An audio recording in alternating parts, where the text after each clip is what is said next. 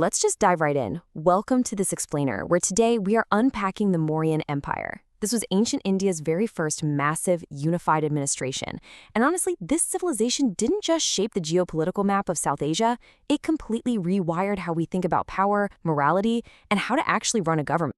To kick things off, I want you to just think about this for a second. How often in history do we see an empire, at the absolute, undisputed height of its military dominance, just decide to lay down its swords? No way, right? Well, it's a massive paradox, and it's exactly what we're going to unravel today. Here's our roadmap for today. We'll start with forging the first empire, then look at Ashoka's radical transformation, move into the engine of empire, admire some art in stone, and finally, cover the decline and enduring legacy. Let's get to it. Section 1. Forging the First Empire, the Rise of Chandragupta. We're looking at how this enormous empire essentially sprang up from the chaos and political instability left right after Alexander the Great's invasions. So it all kicks off around 322 BCE. Chandragupta Maurya essentially steps right into the power vacuum created in northwestern India after Alexander the Great died. And as you can see here, over roughly 130 years, it's this incredibly rapid, dramatic roller coaster. Massive expansion, a total transformation, and then a rather sudden collapse. Now, the real foundational strength of this empire, it came from the strategies mapped out in the Arthashastra. This was written by Chandragupta's chief advisor, Chanakya, and it advised rulers on everything: war, taxation, even running a massive espionage network.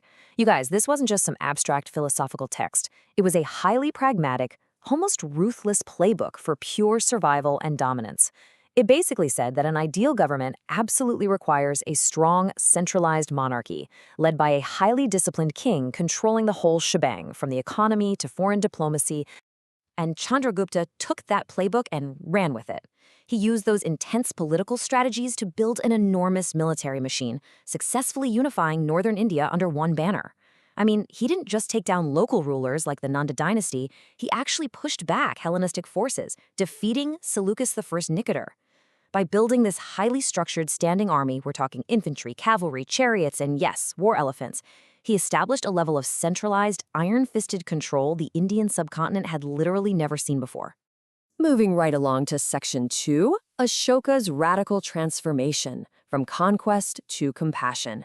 This is where we see a dramatic and honestly, a completely unexpected pivot in leadership when Chandragupta's grandson, Ashoka, takes the throne. The year is 261 BCE. The Kalinga War happens, and it results in such massive, devastating casualties that a horrified Ashoka completely renounces military expansion. This single year is, without a doubt, one of the most remarkable turning points in human history. Ashoka actually won the war, but the sheer scale of death profoundly traumatized him. So, instead of throwing a victory parade, he sought a completely new way to live and, more importantly, a new way to rule. So, check out this striking contrast. You have a governance model built entirely on military might and espionage, completely pivoting to one based on moral teachings and compassion. It's night and day. Ashoka adopts Buddhism and swaps out the aggressive policies of the Arthashastra for his new concept of Dhamma. He starts promoting nonviolence, religious tolerance, and actual public welfare. We're talking building hospitals, digging wells, and setting up rest houses, rather than just building more military forts. But how do you get millions of people to suddenly change gears? Well, to ensure his subjects actually understood these new values, Ashoka created massive public decrees. These stand today as some of the oldest deciphered original texts in India. He essentially created an ancient mass communication system. By carving his messages into tall, polished sandstone pillars and massive rocks right in the middle of highly visible public squares, he made sure his expectations for moral conduct and nonviolence were crystal clear to everyone, from the local governors all the way down to everyday citizens. Which brings us to Section 3, the engine of empire, managing a subcontinent. Let's look at exactly how they managed a frankly massive territory that encompassed most of modern-day India, Pakistan, Bangladesh, and Afghanistan. To maintain order across millions of people, central authority had to filter all the way down to the local village level. You see, even with Ashoka's newly found peaceful philosophy, the empire still kept the incredibly efficient, rigorous administrative backbone that his grandfather Chandragupta built. The empire was sliced up into 4 major provinces: each overseen by a royal prince or governor.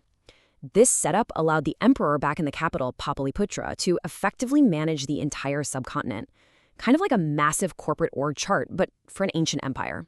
Now, society itself was strictly categorized into 7 distinct groups. As you can see, farmers, herdsmen, and artisans really formed the critical economic engine here.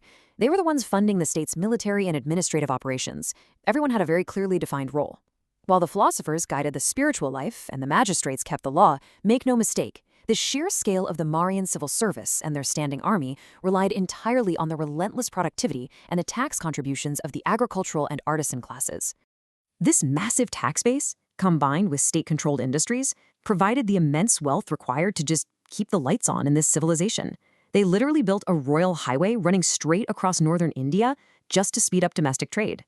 Meanwhile, their foreign merchants were out there exchanging goods as far away as China, Central Asia, and even the Eastern Mediterranean. It was a remarkably interconnected economy, complete with standardized weights and coinage to make sure transactions were smooth no matter where you were in the empire. All right, let's pivot to Section 4, Art in Stone, the early masterpieces of India. Here, we're going to explore the incredible cultural and artistic legacy that all this immense wealth and religious fervor left behind.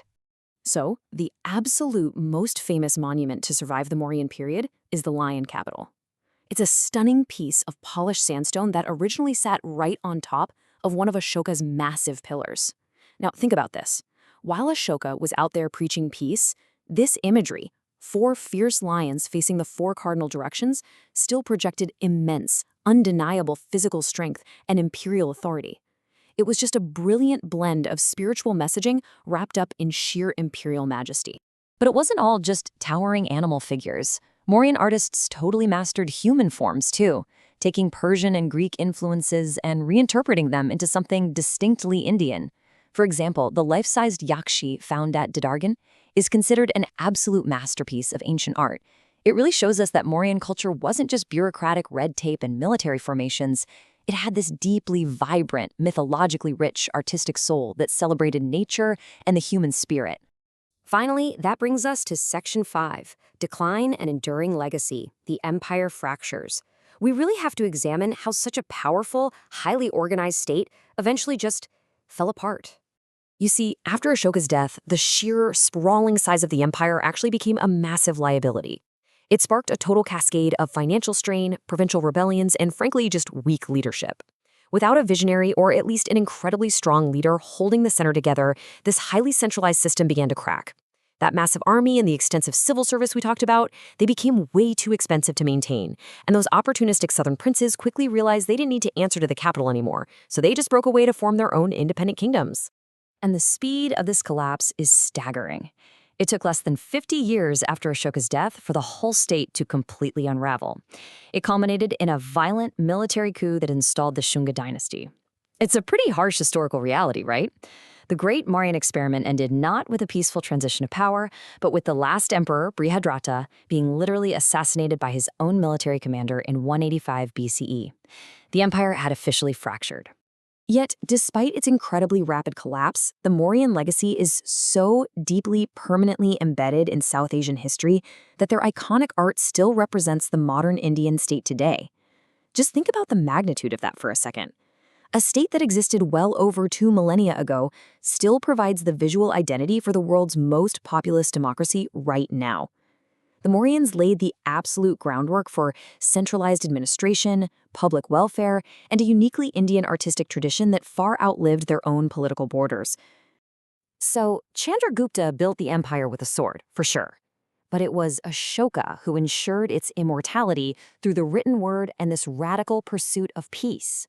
And that leaves us with a really profound question to chew on. What truly guarantees a civilization's lasting place in history?